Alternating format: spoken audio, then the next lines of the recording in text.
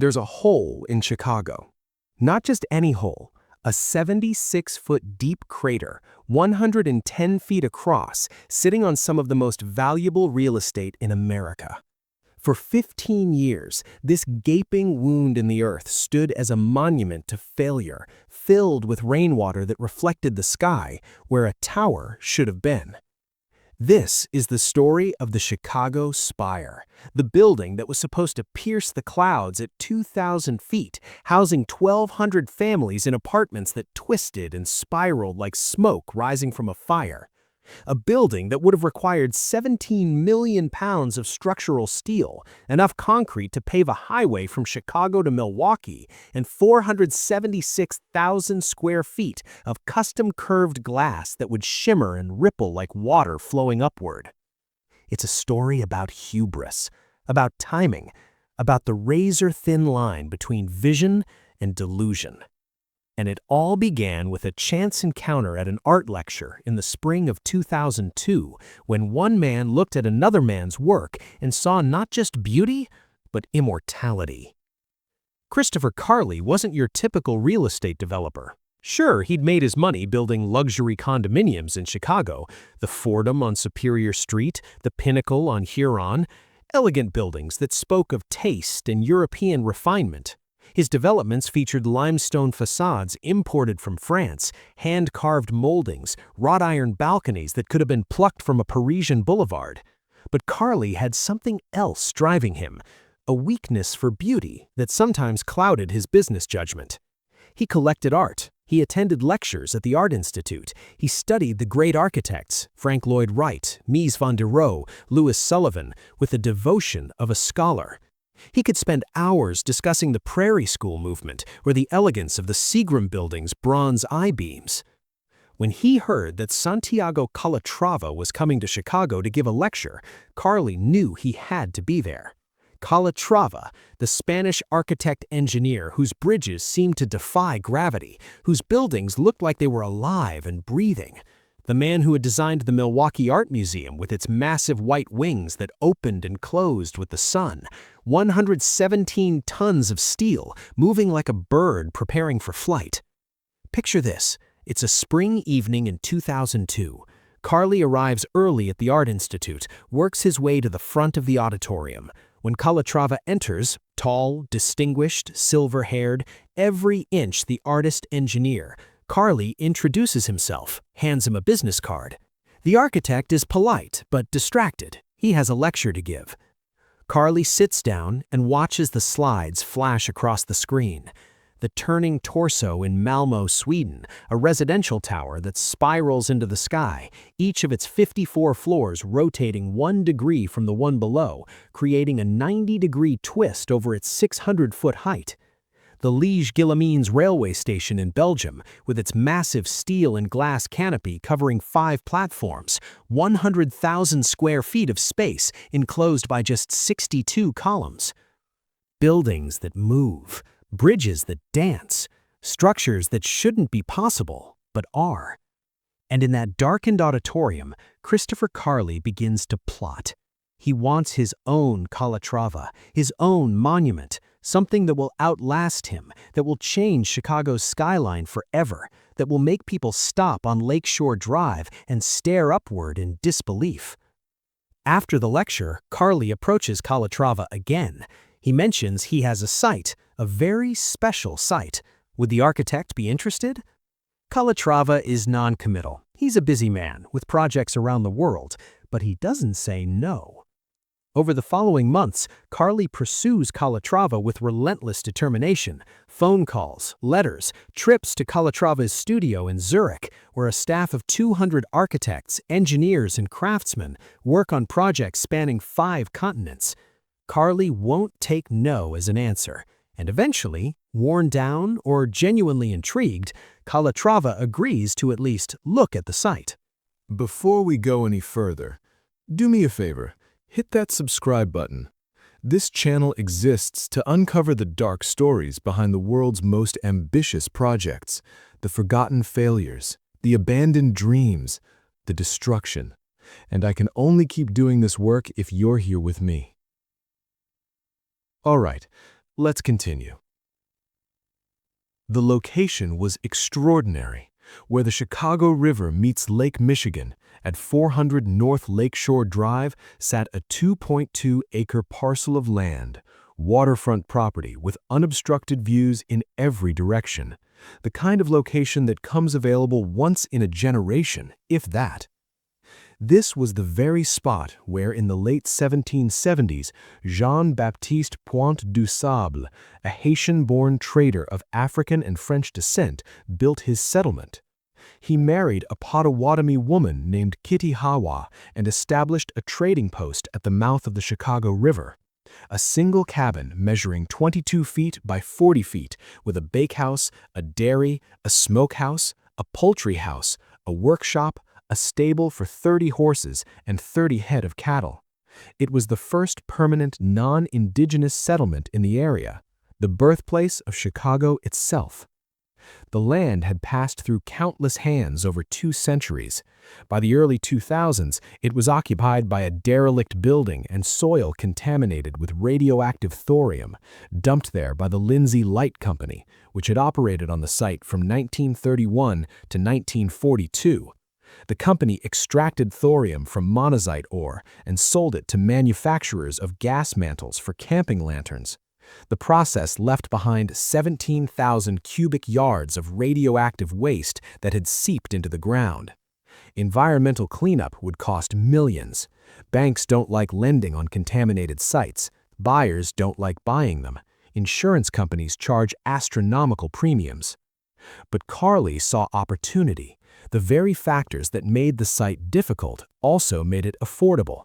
If he could navigate the environmental issues, if he could secure the proper approvals from the EPA and the Illinois Environmental Protection Agency, if he could build something spectacular enough to make people forget about the thorium, then he'd have something extraordinary.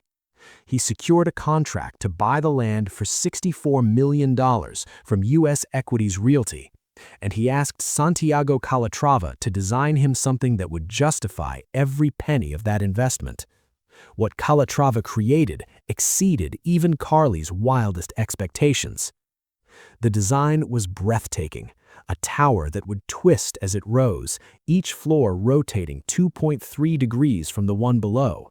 Over its climb to 2,000 feet, the building would spiral a full 270 degrees, 3/4 of a complete revolution, like smoke rising from a campfire, like a strand of DNA, like a lighthouse, both beacon and warning. The inspiration came from multiple sources. Calatrava spoke of organic forms, of the way plants spiraled upward seeking light.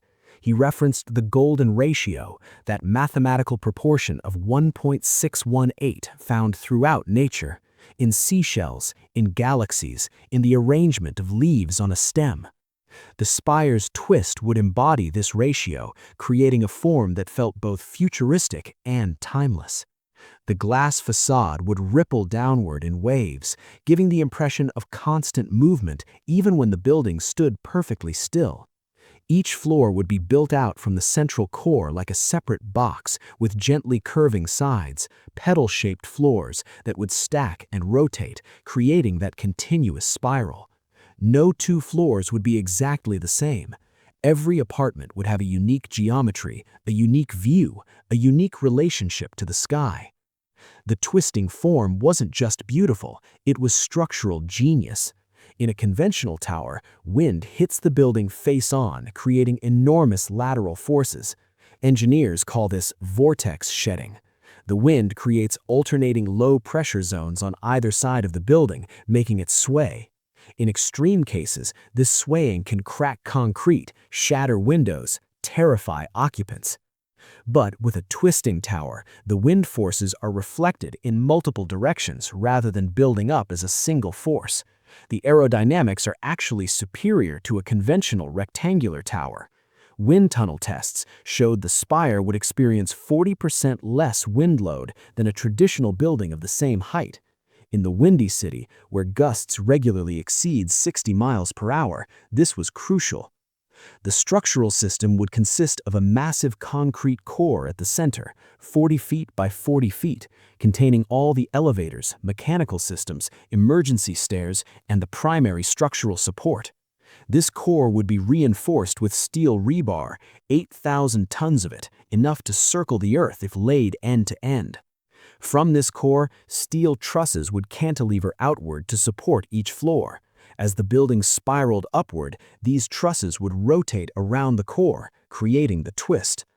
150 floors, 1,200 luxury condominiums ranging from 534 square feet for a studio to more than 10,000 square feet for the penthouses. Two-story masterpieces near the top with floor-to-ceiling glass and 360-degree views. These weren't just apartments, these were vertical estates in the sky. The building would weigh approximately 760 million pounds when complete. That's 380,000 tons, the weight of 2 aircraft carriers. All of that mass would rest on caissons driven 50 feet into bedrock, massive concrete pillars, each one 5 feet in diameter, 42 of them, arranged in a precise pattern calculated to distribute the load evenly across the Chicago limestone that lies beneath the city. When Carly first saw the model in Calatrava's Zurich studio, a gleaming white sculpture 3 feet tall that seemed to defy gravity even in miniature, he was reportedly shocked into silence. His hands trembled as he circled the model, viewing it from every angle. This wasn't just a building, this was sculpture. This was art. This was immortality. He knew immediately that it would be expensive. Construction costs were estimated at $550 million initially, though that number would climb to $750 million within months and eventually balloon to $2 billion in total project costs when land, financing, marketing, and other expenses were included. But Carly believed. He believed Chicago deserved this, that the world would beat a path to his door, that people would line up to buy apartments in this architectural marvel. He had no idea how catastrophically wrong he was about to be. On July 27, 2005, Christopher Carly stood before the press in a conference room at the Art Institute and unveiled Santiago Calatrava's design for the Fordham Spire. Behind him, projected on a screen 12 feet tall, were the architectural renderings, a gleaming white tower spiraling into a perfect blue sky reflected in the calm waters of Lake Michigan. It looked like something from a science fiction film. It looked impossible. The reaction was immediate and electric. Architectural critics praised the boldness. Blair Kamin of the Chicago Tribune called it a welcome jolt of architectural ambition and noted that Chicago, which invented the skyscraper, deserves a skyscraper that pushes boundaries. The mayor's office released a statement calling it a transformative project that will cement Chicago's place as a global architectural capital. Within 3 weeks, 800 people had contacted Carly wanting more information. 800. For apartments that didn't exist, in a building that hadn't been approved, on contaminated land, with no financing secured. The political process moved with surprising speed. On March 8, 2006, Carly presented his vision to the Chicago Plan Commission. He brought the 3-foot model. He brought renderings showing the tower from every angle, from the lake, from the river, from Michigan Avenue, from airplanes approaching O'Hare. He brought economic impact studies projecting 4,000 construction jobs over 4 years, 150 permanent jobs in building maintenance and management, and $30 million in annual property tax revenue. The commissioners asked questions. What about shadows? The shadow analysis showed minimal impact. The building was so slender and positioned so far east that shadows would fall mostly on the water. What about wind? The wind tunnel tests showed the building would actually create less turbulent wind at street level than a conventional tower. What about traffic? The traffic studies showed the site could handle it. Most residents would be wealthy enough to use car services rather than owning vehicles, and the building would have only 750 parking spaces for 1,200 units. The commissioners voted unanimously to approve it, 9-0. The Chicago Zoning Committee followed suit on March 23. The Chicago City Council approved it on March 29, 2006. The vote was overwhelming. Alderman Burton Notaris, whose 42nd ward included the site, later admitted that the financing was nebulous, but argued that because of the magnitude of the project and who was involved, and the notoriety of the project, we had to do everything we could to pass it. In other words, they approved a $2 billion project on hope and headlines, on the belief that somehow, some way, it would all work out. Mayor Richard M. Daley loved it. The city even raised the official height limit at the site from 1,200 feet to 2,600 feet to accommodate the design. This was an extraordinary accommodation that showed how badly Chicago wanted this building. Donald Trump, whose own 96-story tower was under construction just 8 blocks away, scoffed publicly. "I would not want to build that building," he told the Sun-Times. "Any bank that would put up money to build a building like that would be insane. It's too tall, too complicated, too expensive." But Carly pressed forward. By summer 2006, more than 1,000 people had expressed serious interest in purchasing apartments. The future was bright. The future was certain. The future was built on sand. By July 2006, the cracks were showing. Carly couldn't secure the financing. What had seemed straightforward was proving impossible. The construction budget had ballooned from $550 million to $750 million in just 4 months. Steel prices had increased 32% year over year. Concrete costs were up 28%. The specialized curved glass facade would have to be custom manufactured in Germany at a cost of $800 per square foot. That's $380 million just for the glass. 476,000 square feet of it, each panel with a unique curve, each one numbered and tracked through manufacturing and shipping. Banks were nervous. This wasn't just a tall building. This was an experimental building that had never been attempted at this scale. Yes, Calatrava had built the turning torso in Malmö, but that was 600 feet tall. The spire would be 2,000 feet, more than 3 times taller. Scaling up creates exponential complications in engineering, in wind loads, in construction sequencing, and in costs. And then there was Carly himself. He'd built nice buildings, successful buildings, but his largest project to date was 250 units. The spire would have 1,200 apartments worth hundreds of millions of dollars. Could he really manage a project of this magnitude? Did he have the depth of experience, the financial resources, the relationships with major construction firms? A deal with Deutsche Bank collapsed. An alternative with UBS fell through. The banks wanted more equity from Carly, 30% instead of 20%. They wanted more pre-sales, 50% instead of 30%. They wanted completion guarantees he couldn't provide. Carly kept getting extensions on his land purchase contract. March became April. April became May. May became June. Each extension cost money. $50,000 here, $100,000 there. Non-refundable deposits, extension fees, legal expenses. He was bleeding cash, and he hadn't even closed on the land yet. The whispers started in the tight-knit world of Chicago real estate. Was this real? Could he actually pull this off? By July 2006, Carly was out of options. And then, just when it seemed the project would collapse before even beginning, a white knight appeared, an Irishman with deep pockets and deeper ambitions. On July 19, 2006, Crane's Chicago business broke the news. The Fordham Spire had changed hands. Christopher Carly was out. A new developer was in. His name was Garrett Kellaher. Garrett Kellaher was 46 years old, father of 6 children, with number 7 on the way. Born in County Sligo, Ireland, he'd come to Chicago in the 1980s running a contracting business doing loft conversions. He'd returned to Ireland in the 1990s and made his fortune during the Celtic Tiger boom, when Ireland's economy was growing at 8% annually, and property values were doubling every 3 years. Kellaher specialized in brownfield redevelopment, converting contaminated industrial sites into profitable projects. His signature achievement was the Spencer Dock development in Dublin, a 40-acre mixed-use project on the River Liffey, featuring office buildings, apartments, a hotel, and a convention center. It made him wealthy. It gave him credibility. But, and this is crucial, Kellaher had never built anything taller than 15 stories. The spire would be 150 stories, 10 times taller than anything he'd ever attempted. Still, he had something Carly didn't: money, or at least access to money.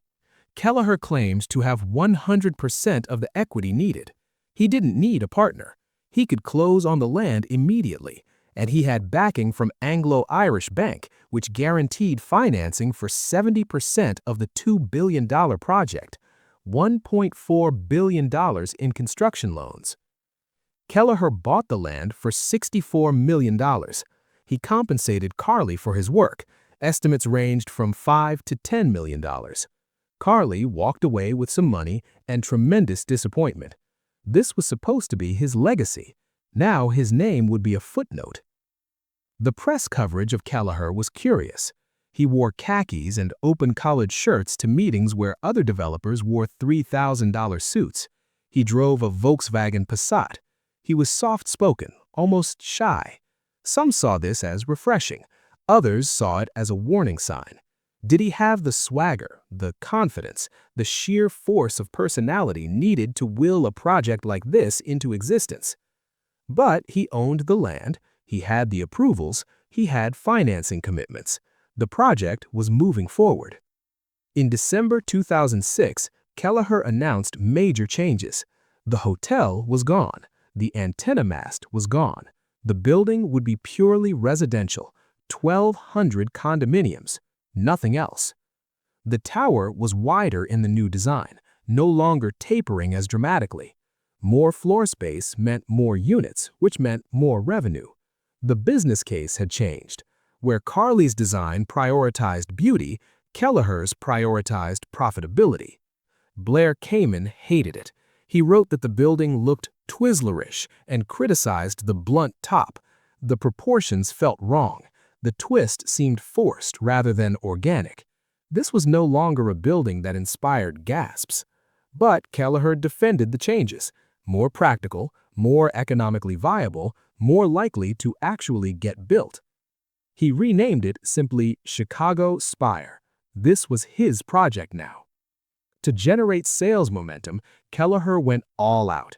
He opened a lavish sales center on the 18th floor of the NBC Tower, 12,000 square feet, featuring fully built-out model units with floor-to-ceiling windows, custom Italian cabinetry, marble bathrooms with heated floors, closets with built-in organizational systems costing $40,000 per unit. Visitors could walk through these spaces and imagine living in the sky. The investment? $10 million, before a single real unit was built. He hired celebrity actors, including Liam Neeson, to appear at sales events. He traveled to Asia, Europe, the Middle East, pitching the Spire to wealthy investors. This wasn't just for Chicagoans. This was a global product for a global elite. And it worked. By June 2008, over 350 units had been sold, over half to foreign investors. Buyers from China, Dubai, London, and Moscow. People who might never live in Chicago, but wanted a piece of what they were told would be one of the world's most prestigious addresses. The sales were structured with 20% deposits. This meant Kellaher was collecting tens of millions of dollars that could fund pre-construction expenses. On paper, everything looked perfect, but there were problems beneath the surface, significant problems. Work began in June 2007. Not the tower, the foundation, the hole. They had to dig down 76 feet through soil, clay, and contaminated earth to reach bedrock.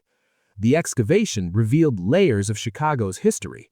Contaminated soil from Lindsay Light, yes, but also remnants of old pilings from 19th century structures, fragments of pottery, evidence of the city that had been built and rebuilt on this spot.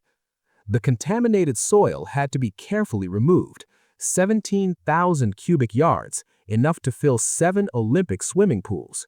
Each truckload was documented, tested, tracked through disposal at approved radioactive waste facilities in Utah and Nevada. Environmental regulators watched everything. One violation, one contaminated load that wasn't properly tracked, and the entire project could be shut down. Then came the caisson work. 42 massive concrete pillars, each 5 feet in diameter, driven 50 feet down into Chicago limestone. Workers operated drilling rigs that bored through soil and rock, going deeper and deeper. Each caisson required 120 cubic yards of concrete, enough to fill 4 standard concrete mixer trucks. That's 5,040 cubic yards of concrete just for the caissons alone. By October 2008, the foundation was complete. The hole was finished, 76 feet deep, 110 feet in diameter, perfectly circular. The caissons were in place, their tops level and ready to support the tower. All that remained was to build upward. The tower forms were designed. Steel was on order, 17 million pounds of it, fabricated in mills in Pennsylvania and Indiana. Concrete suppliers were ready to deliver 200,000 cubic yards over the 4-year construction period. That's enough concrete to build a solid wall 10 feet high and 3 feet thick, stretching from Chicago to Detroit. Except the construction didn't start, because Garrett Kellaher made the same mistake Christopher Carly had made. He'd started construction without securing full financing for the entire project. He assumed the money would come once the foundation was visible. But the money didn't come, because in September 2008, the world changed. On September 15, 2008, Lehman Brothers collapsed. $130 billion in assets, 25,000 employees, gone. The credit markets froze. Banks stopped lending. Real estate projects across the world ground to a halt. In Dubai, half-built skyscrapers sat abandoned. In Spain, entire developments were left to decay. In Las Vegas, massive casino projects stopped mid-construction. And in Chicago, at 400 North Lakeshore Drive, Garrett Kellaher suddenly found himself staring at a 76-foot deep hole with no way to fill it. 4 days later, on September 30, 2008, Kellaher made a desperate announcement. Ty Warner, the billionaire creator of Beanie Babies, had purchased the penthouse. $40 million. It was meant to signal confidence, but that announcement came 15 days after Lehman collapsed. By then, Kellaher already knew he was in trouble. His primary lender, Anglo-Irish Bank, was collapsing. The bank's stock had fallen from 17 euros to under 1 euro. Nationalization was inevitable. Anglo-Irish had committed $1.4 billion, but banks don't honor commitments when they're fighting for survival. The money wasn't coming. Kellaher had personally invested $194 million. The land, the design fees, the sales center, the marketing, the foundation, all of it sitting at the bottom of a hole. On September 19, 2008, a spokeswoman announced construction would continue at a slower pace until markets recover. Analysts didn't believe it. Behind the scenes, disaster unfolded in slow motion. Santiago Calatrava hadn't been paid for months. Kellaher owed him $11 million. In October 2008, Calatrava placed a lien on the site. If he wasn't getting paid, he wanted to ensure he had a legal claim to the property. Then, the other liens started piling up. Perkins & Will, the architectural firm, $5 million. A construction company owed for concrete, $512,000. Bank of America, $5 million. Delinquent property taxes, $312,000. In 2009, the NBC Tower owners sued to evict Kellaher's firm from the sales center. They owed $316,000 in unpaid rent. If evicted, they'd lose the $10 million investment, the model units, the Italian cabinetry, everything. Kellaher's corporate office? $27,600 in unpaid rent. Eventually evicted. The construction site sat idle, the hole filled with rainwater, a murky pond reflecting the sky. Garbage accumulated, orange safety fencing rusted, abandoned trailers slowly deteriorated. In late 2009, a potential lifeline appeared. The AFL-CIO discussed providing a $170 million land loan. It would retire Anglo-Irish debt, pay off liens, restart construction. The project would employ 900 union workers for 4 years. For a moment, it seemed possible. Then, within weeks, 4 major labor union investment funds declined. The door closed. In October 2010, Anglo-Irish filed a $77 million foreclosure lawsuit. By year-end, courts handed control to a receiver. The project was officially dead. Garrett Kellaher had nothing to show but debt, lawsuits, and that hole, that 76-foot-deep monument to failure. For years, it just sat there, visible from Lakeshore Drive, a 110-foot diameter crater filled with rainwater, fencing around it, warning signs, construction equipment rusting, abandoned trailers slowly deteriorated. In 2016, Related Midwest, which had purchased the debt, built a landscaped berm around it. They moved 14,000 cubic yards of dirt, planted 60 trees, created a natural visual screen. A spokesperson delicately referred to it as the existing condition. But the berm wasn't tall enough to block views from nearby high-rises. Everyone could still see it. The site where Chicago's greatest architectural achievement was supposed to stand had become the site of Chicago's most visible failure. Christopher Carly never lived to see the hole filled. He died in 2016 at age 73 from complications related to gastrointestinal sarcoma. He was survived by his wife Nancy, 4 children, and 9 grandchildren. He'd built beautiful buildings, the Fordham on Superior, the Pinnacle on Huron, 65 East Gothey in the Gold Coast. But he'd always be remembered for the building he couldn't build. Garrett Kellaher faded from public view. He'd lost everything: his $194 million investment, his reputation, his dream. He split time between Chicago, Los Angeles, and Dublin, dealing with lawsuits and debt claims. In 2018, Kellaher filed a $1.2 billion lawsuit against NAMA, Ireland's National Asset Management Agency, alleging they'd destroyed his chances through sheer spite and consistent incompetence. He claimed he'd offered to redeem his loans, but the agency sold them for $57 million less than his offer. In March 2019, Judge Andrea Wood dismissed the case. No jurisdiction. The appeal never materialized. Santiago Calatrava moved on to other projects. His bridges and buildings around the world continued to inspire, but the Chicago Spire would always be the one that got away. In 2018, Related Midwest announced new plans. Not one tower, 2. Sister towers designed by Skidmore, Owings, and Merrill. The North Tower, 875 feet, 72 stories. The South Tower, 765 feet, 60 stories. Together, 1,100 luxury units, including 127 affordable housing units. No Calatrava flourishes, just 2 solid, elegant towers with glass and aluminum facades, designed to resemble cascading waterfalls. The towers would be set at slight angles, creating views along both lakefront and river corridors.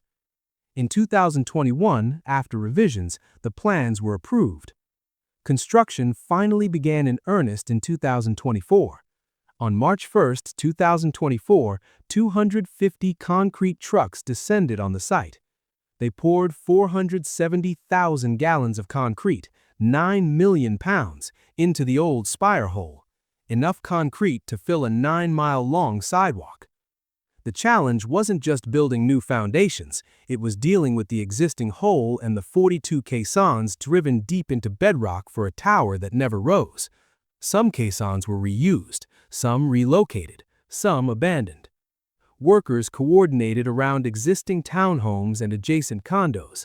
The site was alive again with activity and purpose. Not the grandiose purpose of the spire, but purpose nonetheless. For the first time in over 15 years, something was actually being built at 400 North Lakeshore Drive. The first tower is scheduled for completion in early 2027. It won't be the tallest building in the Western Hemisphere. It won't inspire the awe that Calatrava's twisting spire might have. It won't make anyone stop and gasp. But it will be real. It will exist.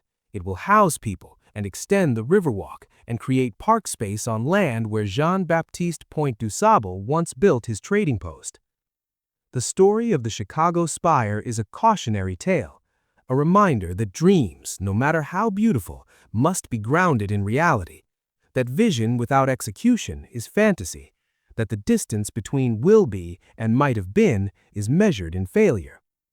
It's a story about 17 million pounds of steel that was never ordered, 476,000 square feet of custom glass that was never manufactured, 1,200 families who bought apartments that never existed, 73 elevators that never rose, 9,000 windows that never framed views, 2,600 linear feet of hallways on each floor that were never walked, 4,700 doors that never opened.